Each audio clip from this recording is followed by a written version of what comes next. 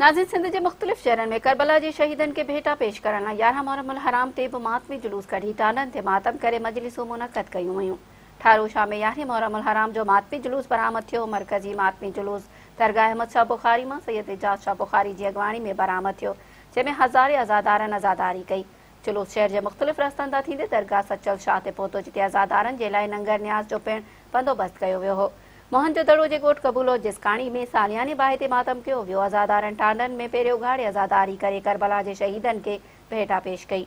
गाजी ख्वावर में करबला जे शहीदनि ऐं असीरान शाम जी यादि में मजलिसी अज़ा मुनक़द करे 87 मरकज़ी जुलूस ताज़िया ऐं अलम पाक बरामद कयो वियो, जिते अज़ादार या हुसैन जी सदाउनि सां पंजतनी इमाम बारगाह मां मरकज़ी क़दीमी जुलूस कढियो। जुलूस में शामिल मातमी संगत पंजतनी ऐं दरे हसनैन मातमदारी कई।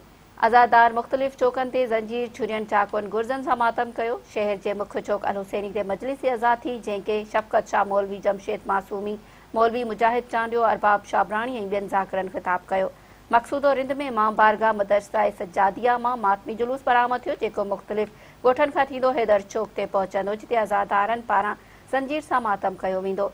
मदेजी में 11 मुहर्रम वारो 65 साला क़दीमी मातमी जुलूस बरामद थियो, जॾहिं त सैयद बोदलो शाह जे ओताक़ ते सालियाने मजलिस अज़ा मुनक़द कई वई, जंहिंखे मशहूर आलमे दीन प्रोफेसर अली रज़ा, ज़ाकिर अहले बैत शाहिद हुसैन गाहीचो, ज़ाकिर सैयद परवेज़ शाह ऐं ॿियनि ख़िताब कयो।